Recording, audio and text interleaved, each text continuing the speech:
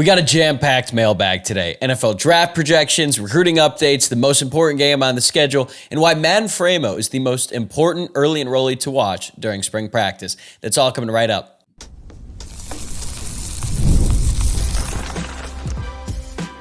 You are Locked On Irish, your daily podcast on the Notre Dame Fighting Irish. Part of the Locked On Podcast Network, your team every day. What's up and welcome in. This is Locked On Irish, your daily Notre Dame podcast. I'm your host, Tyler Wojciak. I'm a Notre Dame alum and producer at Fox Sports, and today is Monday, March 10th, and thanks for starting your work week right here by making this your first listen of the day. Remember to subscribe to the show on YouTube or wherever you are listening to the podcast. Lots of great spring practice coverage coming your way over the course of the next month, and you're not going to want to miss it, so make sure that you hit that subscribe button, and it feels a little bit different doing a mailbag on a Monday, but that is the plan for today's show. I was planning on doing one last Friday, but then Notre Dame introduced Mike Martin as the new general manager and provided a bunch of injury news last Thursday. So we had a change of plans, but I'm pumped to get to the questions today, and we're going to cover everything from Notre Dame's progress on the recruiting trail, NFL draft projections, and the most important game on the schedule, to roster updates, early enrollee standouts, and, of course, some fun stuff at the end. But let's get into our first question. This one comes from @AndrewWood_95. What is the most important game on the 2025 schedule? Not necessarily the toughest, but the one that will tell us the most about this team.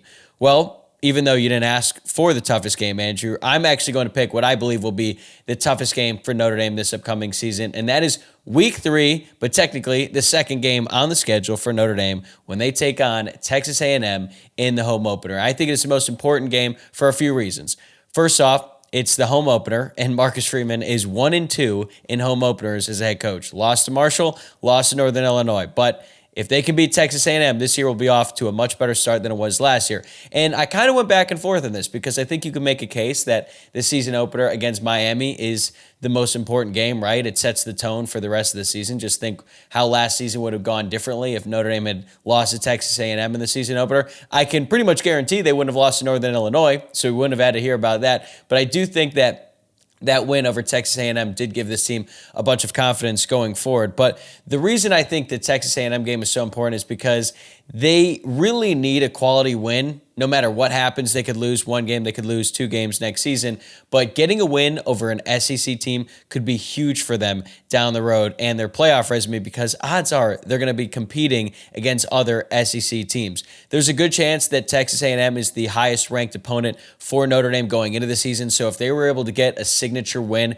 in just the second week of their season, I should say, that would be massive for the team going forward. Last year's game against Texas A&M was an instant classic, even though it was kind of a heavyweight fight, defensive battle. Then Notre Dame gets a game-winning touchdown from Jeremiah Love with just over a minute left, and then they ice it with that field goal from Mitch Jeter. Like, that was an awesome game, and Texas A&M is going to be seeking revenge in this one. Mike Elko is going to have his team ready to go. They're going to be a better team this year than they were last year because it was Mike Elko's first season as a head coach. They were very active in the transfer portal, and even though they lost a couple key guys in their defensive line like Shamar Stewart and Nick Scorton, do not get it twisted. Mike Elko is going to have a really good defense next year. So it is absolutely paramount that Notre Dame wins that game, because if they lose the season opener to Miami, but then turn around and win that game against Texas A&M, that is going to go such a long way for Notre Dame. And I think that they kind of get a pass for that Miami game because it's the first game on the schedule, because it's on the road in a very hostile environment, and whoever they choose to be the quarterback is going to be making their first career start. Now, if they go out there and they go 2-0 right off the bat, then this team is going to be moving. They're going to have a ton of momentum going into the rest of this season. But I just think that game against Texas A&M, if you have to pick one game that Notre Dame needs to win next year, it's that one. Now, they got to win every game. Like, I could have picked USC, right? It's a rival. They're going to be better this year, but I just really think that game against Texas A&M is massive. All right, next question. Trey Mattingly, which freshman early enrollee has the best chance to earn a legit role in 2025?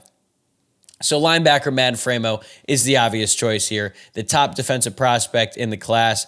And Notre Dame has 4 known commodities at linebacker, but they're going to need a 5th. They rotated 5 guys last year with Kaiser, Sneed, Bowen, KVA, and Osbury, and Kaiser's gone. So they're going to need one more person to fill that role, and I think Madden Framo is a perfect player to fill that spot. He was actually with the team during playoff prep, so he's already been around the team. I think this dude is all ball and just a really tough player, and he's going to come in ready to make an impact right away. Like, he looks at Kingston Biliamu-Asa as sort of his inspiration, what he could do in his freshman season, and KVA was awesome last year. He was one of the best players on the defense in his first season with the entire team, so he's an obvious choice here. Also, Drake Bowen and Jalen Sneed aren't going to be full participants in spring practice because they're just recovering from the most recent season, not necessarily a specific injury, although I am interested to hear what happened to Bowen's elbow. I mentioned this on the last show, how he just had this enormous brace on his right arm pretty much throughout the second half of the season, but I think the injury was just undisclosed. Obviously, he was able to play through it, but Drake Bowen and Jalen Sneed are going to get a ton of rest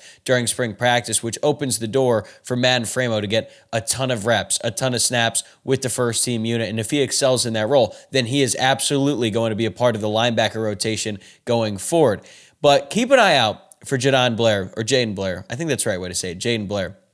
Notre Dame is going to be without Jalen Stroman, the transfer from Virginia Tech, who is projected to start at safety opposite Adon Schuler. And also, Adon Schuler is going to be resting a lot during spring practice as well. So that leaves both of the safety positions open for younger guys to come in and not necessarily win the starting job, although they could, right? That's what Adon Schuler did last season. He beat out Rod Hurd before Rod Hurd even had a chance to secure that job because Rod Hurd had to miss spring practice while he got his graduation, he finished his credits at Northwestern and graduated, and that was huge for Adon Schuler. Wins that starting spot, right next to Xavier Watts, ends up having a great season. So we know Adon Schuler is going to be a starter. We project Jalen Stroman to be a guy, but behind them, it's a bunch of young guys. Luke Talich is the older guy. He's going to be entering his third year with the program.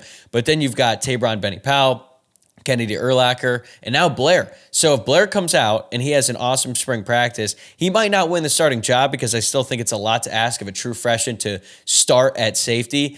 But I think he could at least earn himself some playing time with a really good spring practice, and he could at least beat out Tabron Benny-Powell and Kennedy Urlacher because even though those guys have potential, I mean, they're kind of starting from scratch too with a new defensive coordinator. So I think Blair is just an elite athlete that's going to find his way on the field in some capacity. It's probably going to be on special teams, but if he has a great spring, maybe he cracks the rotation at safety. But I feel very confident that Madden Framo is going to be a player for Notre Dame in 2025. All right. This one comes from @Nate_Molina. Where do you project Notre Dame players will get drafted in the upcoming NFL draft? All right, so let's go through it. And I basically listed these guys in order of who will get drafted first to last. So Benjamin Morrison, I still think, is going to be the first Notre Dame player off the board, but I do not think he's going to go in the first round. Unfortunately for him, the hip injury really set him back. And also, I think his tape for the first half, or not even the first half, because he didn't play the first half of the season fully, it just wasn't that great. He was clearly dealing with something. He left the Texas A&M game, left the Louisville game with injuries, and then he suffered the season-ending injury against Stanford. And I think he's fallen down the draft boards a little bit, but still, I think he's going to be a second-round guy, the first Notre Dame player taken off the board. And then next up, I've got Xavier Watts being selected in the second round. I think Morrison will be slightly ahead of Watts, but Watts is just such a good player, ball hawk, understands football. Like, he's got a doctorate degree, right? And I think that playing under Al Golden really helps him because he's more acclimated to an NFL system compared to some other safeties. So even though he might not have the size or the athletic traits of some of those guys, Xavier Watts is just an incredible football player, two-time All-American. I see him going in the second round. And then I think quarterback Riley Leonard is going to be drafted in the fourth round. Yes, there are concerns about his passing ability, but his test scores, his athleticism, like, there is going to be a team that looks at Riley Leonard and thinks, I can fix him. They're going to take him in the fourth round, I believe, and he'll probably be a backup, but don't be surprised if Riley Leonard finds his way on the field in like red zone situations because we all saw just how good he is in the designed quarterback run game.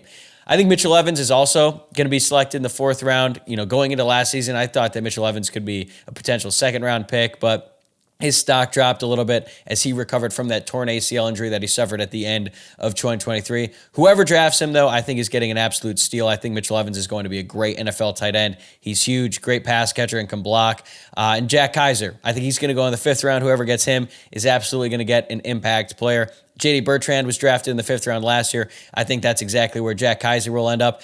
And then I do believe Howard Cross will get drafted, although it does seem like he might not. I mean, when you're getting requests to do drills at a different position at the combine. That's certainly not encouraging, especially when that different position is on the complete other side of the ball that you've been playing your entire life. So I think Howard Cross is going to get drafted in the 7th round. And you know what? I'm taking a flyer on Jordan Clark to get drafted in the 7th round as well. He was not invited to the NFL Combine. He's Ryan Clark's kid. You know the pedigree is there. And also, he's a damn good football player. And he showed that last year for Notre Dame. So those are the last of the guys, I think, who will get drafted. Unfortunately for Riley Mills, man, like that injury is just so brutal for him.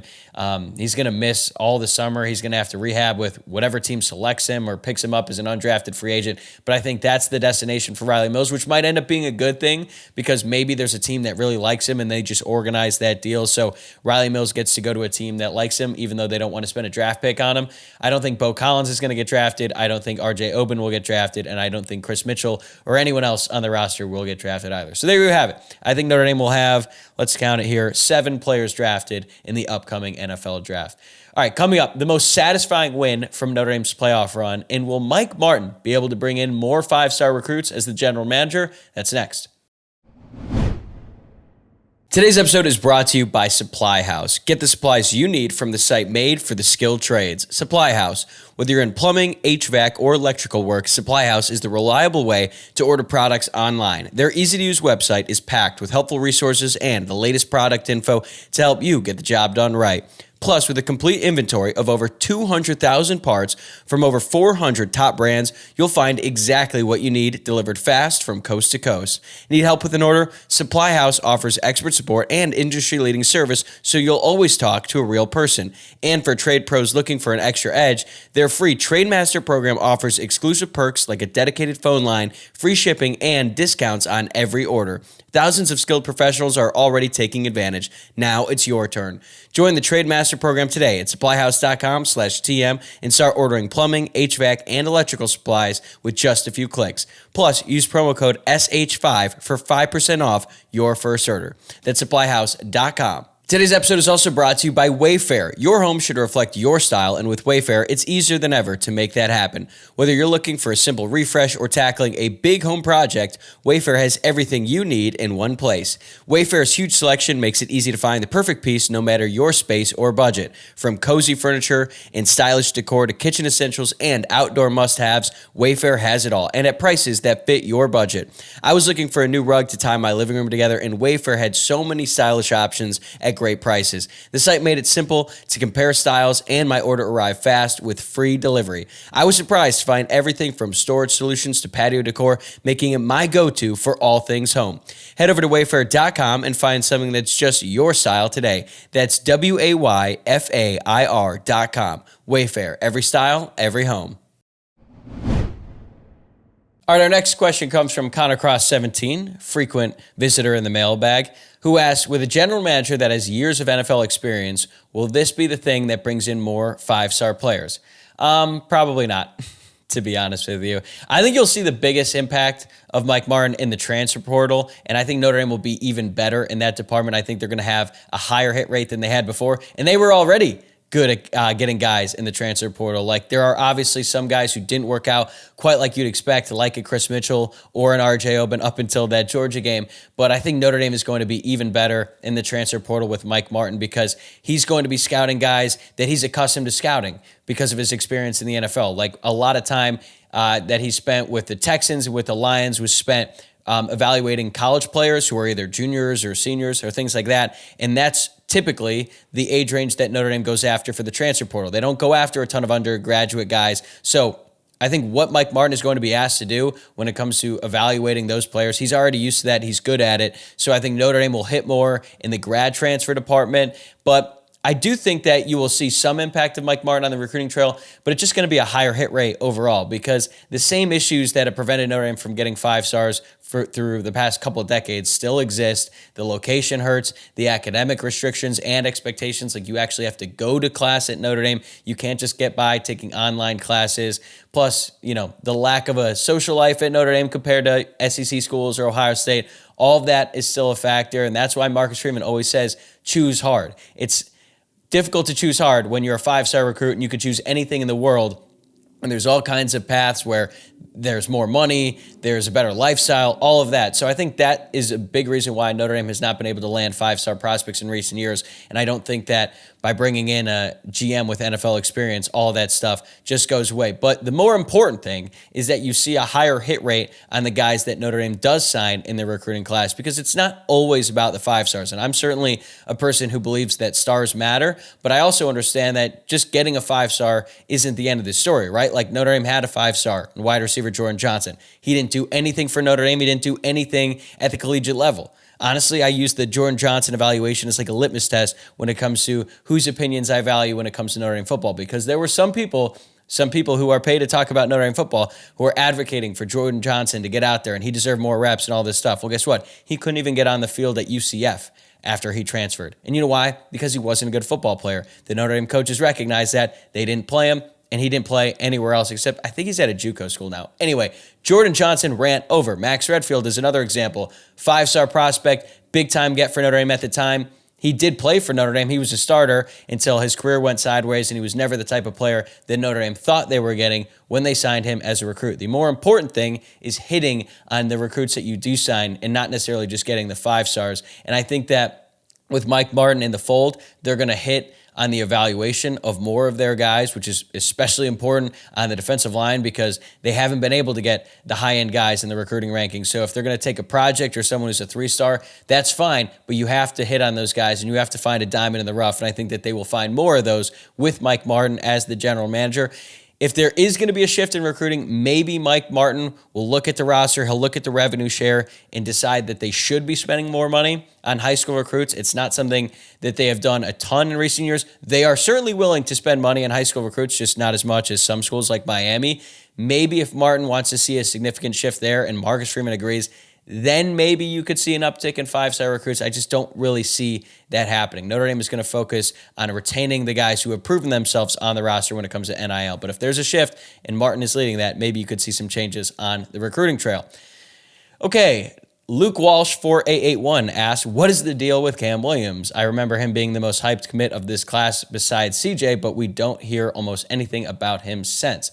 Luke, look at my mailbag questions, and I promise you'll hear a lot more about him there. Here's the deal. Physically, Cam Williams was not mature enough to play as a true freshman. The traits are there athletically, but he needed to develop, and I think he needs to understand the playbook a little bit better. I don't think he was asked to learn a whole lot when he was in high school because he was just the best athlete on the field, put the ball in his hands, he's probably going to go out there and make a play. And that's a big learning curve. I know that some people don't fully understand that, especially at a position like receiver that is so predicated on someone's athletic ability. But it is important to know where you have to be on a given play, and that is something very important for all the coaches, right? And if they don't trust you to be where you're supposed to be, you are not going to get on the field because, yeah, Cam Williams is a good athlete, but Chris Mitchell was a great athlete too. He was super fast, and he wasn't that productive as a player either for Notre Dame, but at least he knew where to be, and he still gave them something. I think it was pretty clear that Micah Gilbert was the more college-ready player when they actually stepped on campus, even though Cam Williams was the higher-rated recruit compared to Micah Gilbert. I think Micah Gilbert is going to be an awesome player for Notre Dame. He had 2 touchdowns in spring practice, had a great fall camp, but Notre Dame had so many veterans in front of him, he wasn't able to crack that rotation. I even said this in the Make or Break episode last week when I was highlighting some players who I thought it's make or break time for them in spring practice. I mentioned Cam Williams, but as I explained in that episode, I don't think it's a matter of like if Cam Williams doesn't have a great spring, he's never going to be a good player at Notre Dame, because maybe it just takes some time for him to develop into a productive college player. But this is a massive spring for Cam Williams because if he doesn't do anything this spring, then I'm just going to give up on him ever becoming an elite player, and I'm going to lower my expectations for him because if you're a sophomore wide receiver and you really are that good, you're going to make a dent in some capacity. And if Cam Williams can't do that this spring, then it's probably not going to happen for him, at least at that high of a level. But I'm not ruling him out. I'm not counting him out. I just think that we might have to alter our expectations. And look, sometimes it happens. If Cam Williams isn't the player that we thought he'd be coming out of high school, but Micah Gilbert ends up being an elite receiver, then it kind of balances out. It'd be great if they were both elite, but sometimes that happens. Okay, next one. Reese Sternhill, 1027. What was the most satisfying win for you during the Notre Dame playoff run? I love this question because all 3 were super fun and they were super satisfying. So I was at the Indiana game, and that was the most fun games That was one of the most fun games I've ever been to in Notre Dame Stadium. I didn't know if anything would ever beat Notre Dame USC 2017 because that was my senior year and it was just such a perfect day, and Notre Dame just dominated USC from start to finish. I think they were underdogs in that game too. So I thought that'd be untouchable, but I also, at the time, I didn't really think that Notre Dame would be hosting a college football playoff game. So I got to put that Indiana game right up there with one of the most fun games I've ever attended. There was more build-up to that game, too, even though it was a first-round game because it was the first game of the college football playoff, because it was Indiana and it's sort of this Cinderella story with the very cocky and arrogant head coach. And there had been some time off in between Notre Dame's last regular season game against USC and the first playoff game. So there was so much hype and so much anticipation for that game. Then they win that, and then they got to play Georgia a week later. So there was obviously a ton of hype about that game, but the buildup wasn't quite the same. But to me, that Georgia game was the most satisfying win for a couple reasons. One, because it's Georgia. They've been the top program in college football for the past few years, if not the top, certainly one of the top under Kirby Smart since he came over as the head coach. And just beating an SEC team in the Sugar Bowl, that's their bowl game in Louisiana, in New Orleans, like that's SEC country. So they did it in their territory, and just the way that Notre Dame beat them. They physically beat down Georgia, and sure, they had a couple things go their way. They get the fumble recovery, but they forced that sack there at the end of the first half, which set up the touchdown to really provide some separation for Notre Dame. And then you get the Jane Harrison kickoff return. Like, it was so fun. And then after that Jane Harrison touchdown, I was just like kind of holding on. But Notre Dame was just the better team in that game. They outplayed them. They were outcoached them. They were more physical. Like, that was another level of satisfying, because you think about Notre Dame going up against Georgia. Like, when Georgia loses, it typically, like in the past, it would go down to the wire and be some crazy game. But that just really wasn't the case. Notre Dame thoroughly handled their business against Georgia, and I just feel like that was so satisfying.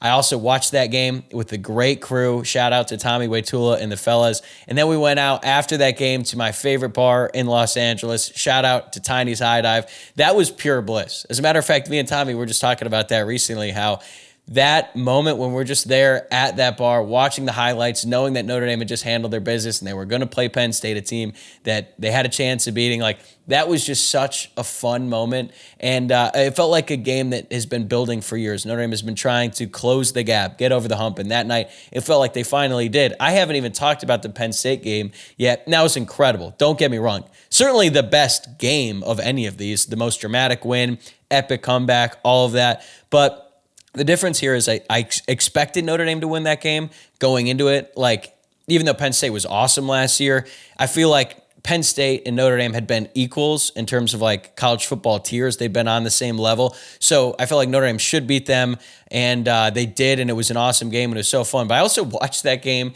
at home in my apartment. It was like right during the middle of the LA wildfires. So I'm watching the game and I'm enjoying it. It was still a blast. Then I look outside and there's like smoke outside my window. So it felt a little dystopian, but I still enjoyed that game a hell of a lot. And they were all satisfying, man. All these games are so fun. Same with USC. That wasn't even a playoff game technically, but it certainly felt like one. That was awesome. So that stretch from USC, Indiana, Georgia, Penn State, just the most fun stretch I've ever had as a Notre Dame football fan. But I do think that win over Georgia was the most satisfying. I love that question. And we got some more fun ones coming up, including my favorite road stadiums and what are the odds of Tommy Rees coming back to coach at Notre Dame. That's next. Today's episode is presented by FanDuel. March Madness is here, and FanDuel is giving you the chance to get in on the action like never before. Right now, new customers can get $200 in bonus bets when your first $5 bet wins. That's $200 extra bucks to use on everything from buzzer beaters to Cinderella stories and even who's cutting down the nets. I've got my eye on a few underdogs this year, and FanDuel makes it easy to back them with spreads, totals, and game props. And with tournament games happening almost every day, there's always something exciting to bet on. So I'm looking at some underdogs in the early rounds, but as for the national champion right now, I kind of like Auburn to win it all. They are plus 380 right now on FanDuel. Now, obviously, things could change with the conference tournaments coming up and how their seeding shakes out. But even though they lost that game to Alabama at home on senior night, all that stuff, that was a crazy shot by Alabama. And I just think this Auburn team is old, they're experienced, and they're very talented. And they are my pick to win it all as we sit here today on March 10th. The FanDuel app is simple and easy to use. And when I win, I get paid instantly, no waiting around. So visit FanDuel.com and get in on the college hoops action all tournament long. All right, this next question is certainly going to stir up a reaction from people. At Nathan Litwiller asks, what are the odds that Tommy Rees would ever come back to Notre Dame to be the head coach? So, look, I used to think that there was a decent chance of that happening when he was the offensive coordinator and they were both kind of coming up, like him and Marcus Freeman. I thought, maybe down the road could Tommy Rees be the head coach at Notre Dame? But I just don't really see that happening anymore because he's already an offensive coordinator in the NFL. He just became the offensive coordinator for the Cleveland Browns. And look, I love Tommy. I know that there is a portion of the fan base that just absolutely despises him. I've never quite understood that. He certainly has his flaws.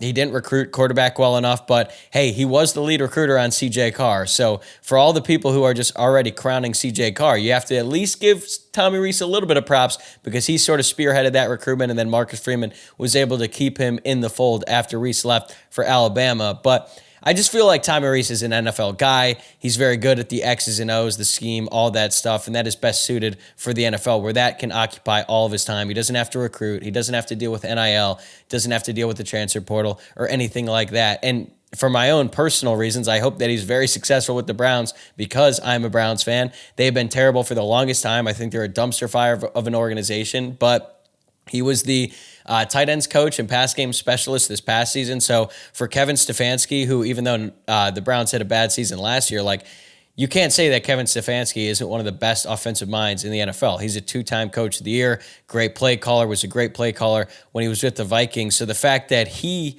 believes that Tommy Rees is next up, I think says a lot about him and his coaching acumen. Nick Saban also thinks he's a great coach. I understand that some Notre Dame fans think differently, but I think that Tommy Rees's destination is going to be an NFL head coach.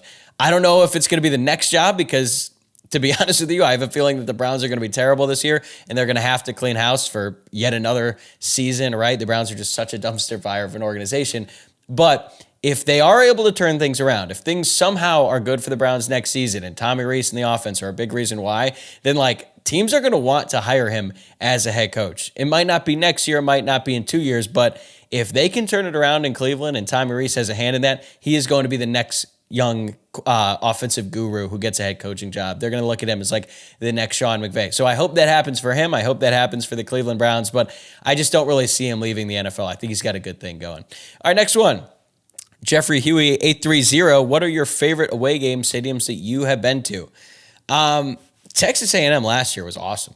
It was a very, very cool experience. Kyle Field is state-of-the-art, just a massive building that got incredibly loud. And sure, I'll make my jokes about the Rebel Yell and all the stuff that they got going on there. But in terms of the actual stadium, it's one of the nicest stadiums I've ever seen, college or the NFL. It was spectacular. Interesting culture down there for sure, but man, they care a lot about football. I had so much fun when I was down there with all the people I was with. Ton of Notre Dame fans made the trip, and I think that everyone who was there had a great time. Obviously, Notre Dame winning that game certainly helped, but that was a truly just amazing stadium. They did so many renovations to it after Johnny Manziel. It was actually pretty interesting to hear some of the locals talk about that. And they were like, yeah, it was, a fine stadium. But then after Johnny Manziel brought in an influx of money, and I'm talking hundreds and hundreds of millions of dollars into that team, that program, then they had all the money and resources to build or at least renovate Kyle Field to what it is today. And that was awesome. But I think that the most fun time I've ever had at an away game was the Georgia game up until Notre Dame lost. I think Athens is the best college town in America. When I got to Athens, I was actually there for work. I was at ESPN at the time. I was working on College Game Day. It was the first time I got to travel to a game, Notre Dame, Georgia, 2019. And I got there early on Thursday. And I had some time where I was just there by myself. I was the first one there. So I just walked around Georgia's entire campus. I thought it was gorgeous. Walked around the town in Athens, and I remember seeing all these college kids who were basically done for the week. It was Thursday afternoon. They're already at the bar drinking, playing cornhole outside. And I was like, man, these guys got it good. But when I actually got to the stadium, the gate was wide open because it was a Thursday and no one was really going in. So I was just like, you know what? I'm going to go in. I'm going to walk around and just check it out. And if someone asks me to leave, then I'll leave. So I just started walking around aimlessly, saw the hedges and all that stuff. I didn't actually get down on the field, but nobody asked me to leave. But I have to say, in terms of just the concrete structure, I didn't think it was that great. But then once you fill that stadium with a bunch of crazy Dog fans, they were ready to go. And that environment, that atmosphere was second to none. And that was just such a fun game up until the very end when Notre Dame came up just short. But you want to talk about like big time college football, that was about as big as it gets. And that was an all-timer for me. On the other end of the spectrum, I've been to a couple of Notre Dame USC games. The Coliseum is just ugly. It's gross. USC fans don't even go there. Michigan was fine. I actually didn't go to a Notre Dame Michigan game, but I went to a Michigan State game, and the Big House is fine.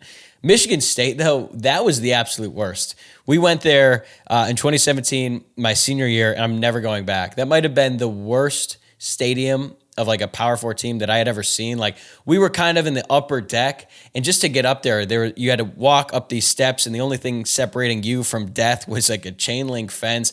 I don't know if they were doing renovations. It didn't really look like they were, and they didn't have any bathrooms up there, so you had to go all the way down to the bottom, and they only had one, so the lines were crazy. I think I just cut a massive line because I had to pee so bad. I was like, look, I'm sorry. I know this is screwed up. I have to pee right now. So Michigan State was bad. I'm never going back there. I would love to see Notre Dame play at Tennessee. I've said that before. Tennessee, I went to a Tennessee-South Carolina game. I would love for Notre Dame to go back there. I think that would be so much fun. And I really wish Notre Dame was playing Wisconsin at Camp Randall next year, which leads me to my next and final question from Irish Chris 11. Have you heard anything about a Shamrock Series game for next year? As it pertains to 2025, there will not be a Shamrock Series game unless they change things up and decide to call one of the games that's already on the schedule a Shamrock Series game, but I don't really think that's how they operate. So the next Shamrock Series game will be next year, Notre Dame, Wisconsin, September 5th, 2026 at Lambeau Field. That's going to be an awesome game. It was originally scheduled for 2020, but then they had to postpone that due to COVID, obviously, and that'll be cool. I'd love to go. I'd love to see Lambeau. Also love that that game's in September and not like late October or November when it could get really cold up there, but I do wish they were just doing a home and home. Like, I was at that game, Notre Dame, Wisconsin, back in 2021 in Soldier Field. Great game, a lot of fun. That fourth quarter was great. The Chris Tyree touchdown was awesome, but like, I would have preferred that game was just at Notre Dame. And I would have preferred that the game against Wisconsin was at Wisconsin because I've always wanted to go there. I've heard nothing but great things. But it's going to be at Lambeau. It's going to be a lot of fun.